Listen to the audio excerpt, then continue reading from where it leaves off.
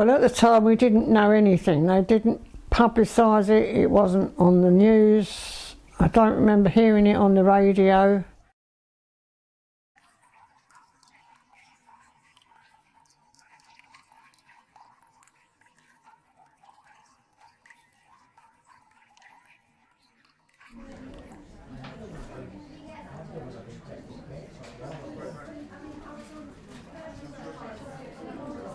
It was not till well after the war, and my sister knew because she was older.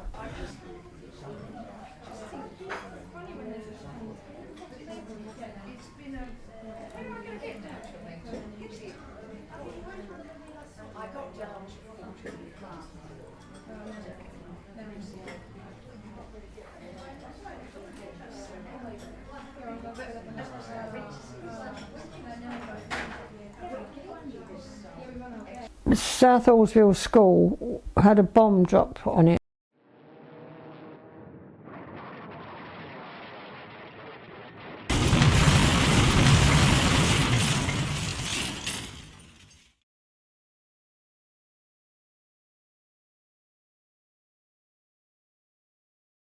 All the people were collecting there to be evacuated in coaches and buses, and they were all in the school waiting for the buses to turn up, and a bomb dropped on it and it killed loads and loads of children and mothers.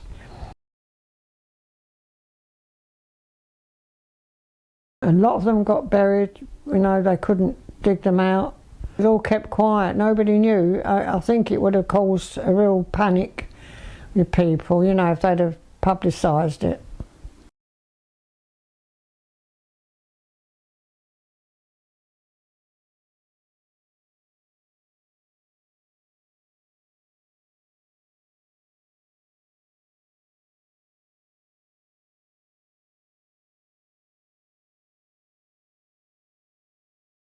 The only news you had was on the newspapers, and I think they probably were ordered not to, you know, publicise it. And you never saw anything on the cinema films, you know, because you had newsreels. So no, nothing was said, nothing on the radio, not a thing.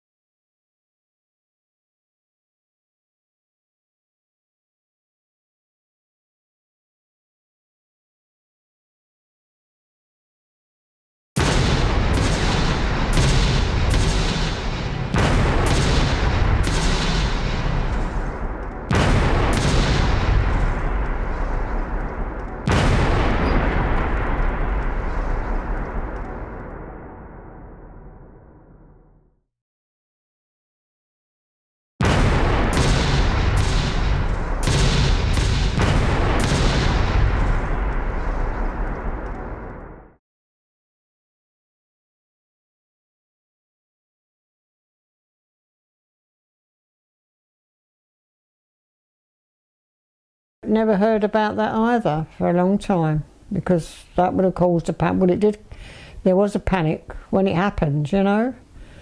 Somebody thought there was it was the ACAT guns that were firing around that area, and these people thought that it was bombs dropping, so they rushed into there and started a, you know, a stampede type thing. And people just got crushed. Terrible. Well, you would, wouldn't you? If you lived around there, you'd run down the underground, wouldn't you? Yeah.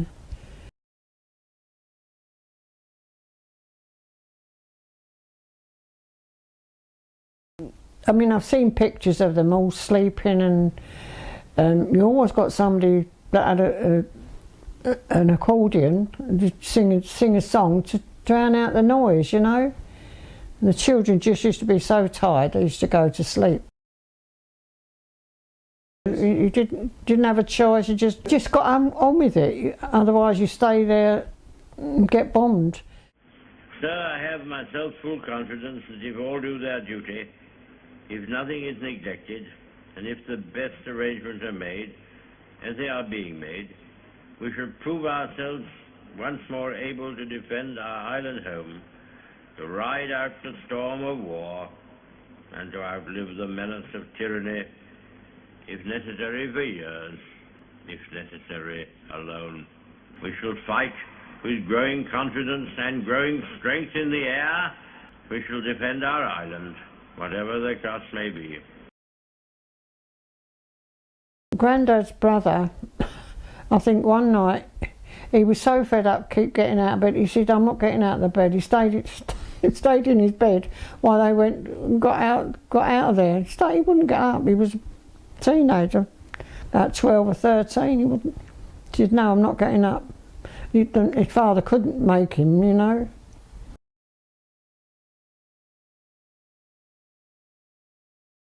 Because me, Dad and George used to sleep in a big bed in the front room during when the war was on. And George was terrible getting up. I remember my old man putting some wet flannel, wet and cold wet flannel, all over his face, and he still wouldn't get up. No, he was sound though. And we had to go down the dugout then, you know, down there. But he still wouldn't get up. He was a bleeder, he was, getting up.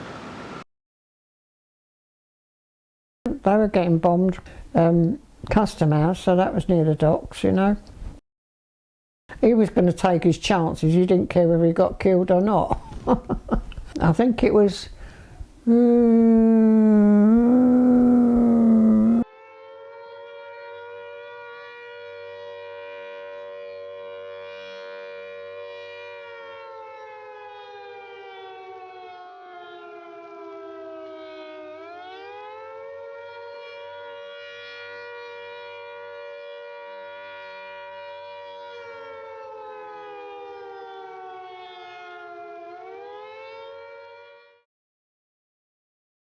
And then when it was finished, it was just a one note, like, you know, just all clear. And it just the norm to the children, you know. It's funny, you just accept it. As long as you've got your mum, that's how I always felt. Do what mum says and you'll be safe. Mm.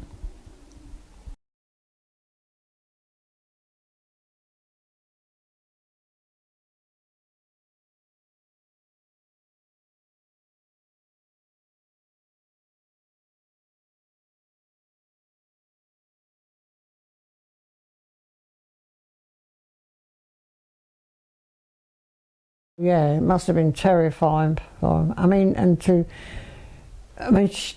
They had to go to work, some of the mums, and going to work and leaving them, and then there's still the fear of Hitler sending over his bombs and whatever.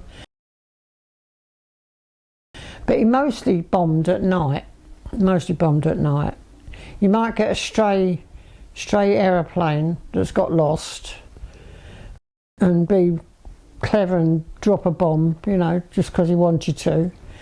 But it was usually at night, which was most disruptive, I suppose, really. You know, people getting tired and, oh dear.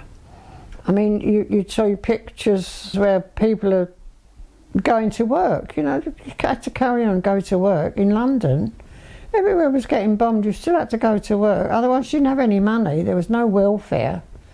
You know, if you didn't go to work, you didn't get any money. So therefore you didn't get any food. So you just had to go to work.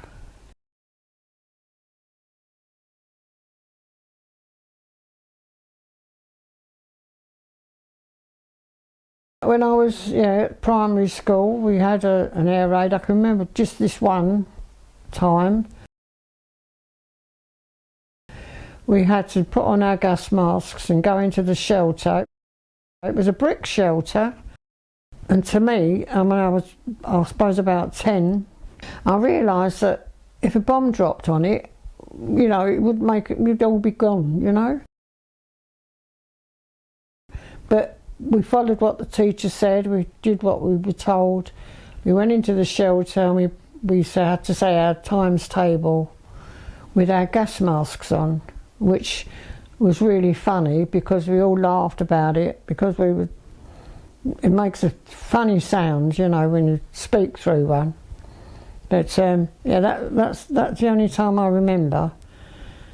That was daytime, yeah. Possibly, as I say, a stray aeroplane they detected, and yeah, everybody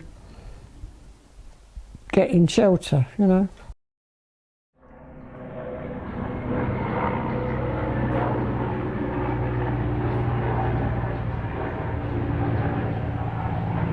You hear them at night, you hear the terrible droning of them.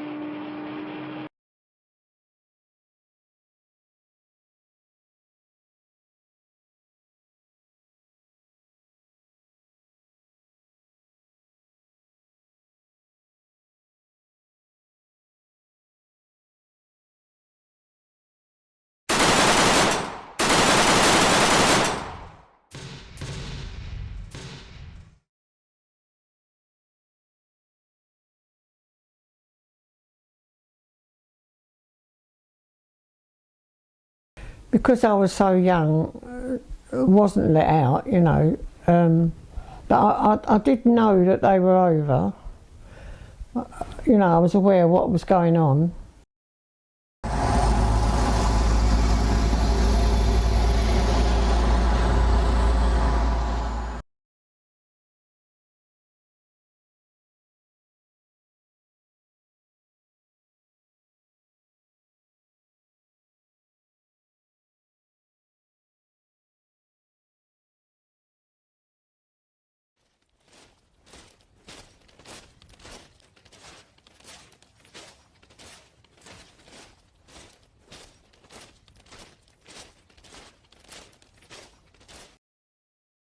Down the bottom of our road, Mary Street, on the way to the club, there was a big piece of debris that had been, you know, all the houses knocked down. They made a prisoner of war camp, and there were loads of Italians there, yeah. And I can remember walking down there to go to the club and seeing the men. It was sort of down, there was a bank so that they couldn't get out, and a fence or something. But they would try and talk to you, you know, because not to do anything sinister, but possibly they were missing their home, you know, and their families and their own children. I can remember somebody saying something to me, and I told my mum, and she said, "You mustn't go near them," you know, threatened, "You mustn't go near them." But I remember that. Italians they were, yeah. Well, they didn't know if anywhere else to put them, did they? You capture a load of prisoners, where do you put them? And they made this makeshift camp. I think the road was called Vincent Street, I'm not sure. But they were just like sheds type places, yeah. I remember, just vaguely remember seeing the men and the sheds behind them, like, you know. Just like little, just to house them, I suppose.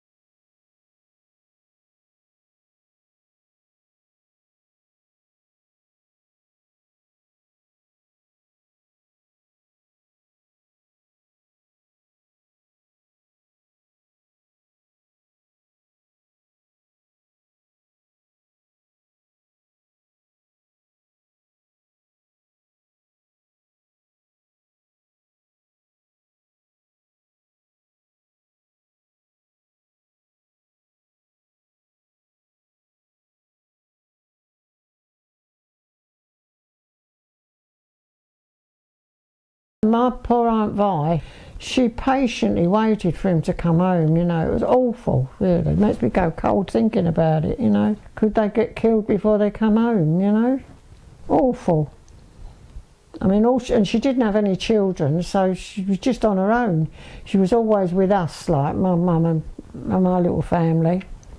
Oh, terrible, terrible war it was. Terrible for people. But we had a neighbour that lost her husband. He died fighting, and then she had a couple of sons, and they went to war, Second World War, and she lost one of those. And she lost her husband and her son through wars. And she was left a widow, and she had 2 or 3 children, you know, to bring up on her own. Terrible.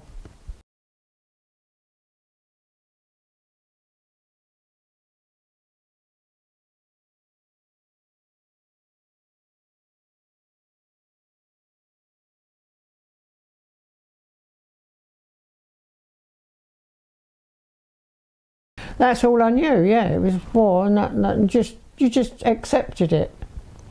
It wasn't no hardship for me, because that's the way life was.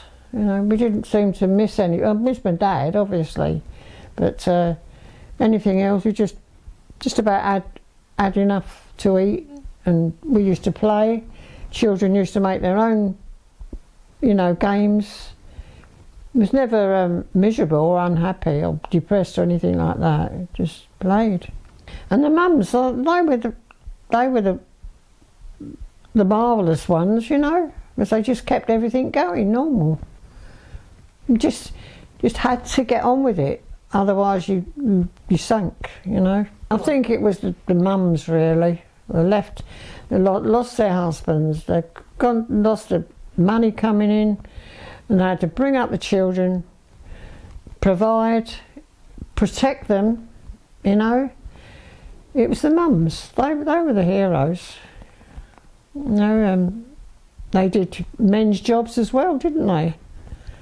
So, yeah, I mean, the men, they were being, what can I say, looked after in respect of food and stuff like that. Clothing, they probably, I know it wasn't very nice, but the mums had to do everything for the children, run the home, find the money, and make sure the children are happy and safe. And that wasn't easy. It wasn't easy at all when you think about it. Bricks they were, all of them. Yeah.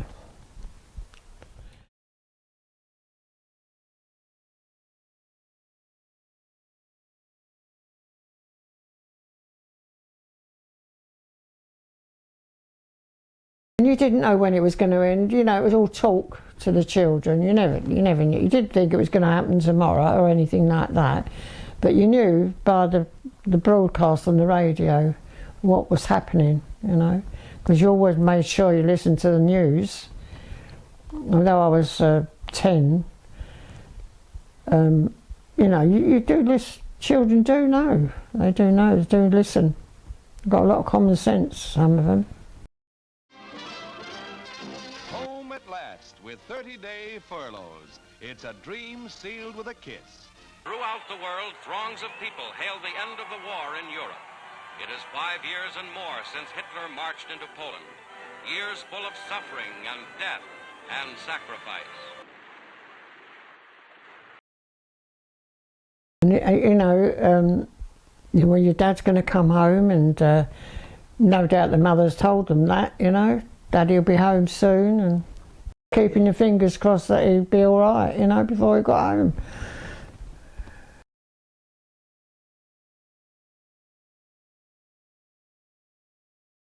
It's like a little small plane with a bomb on it. No pilot in it, they just let it go and aim it for somewhere, and it used to go anywhere.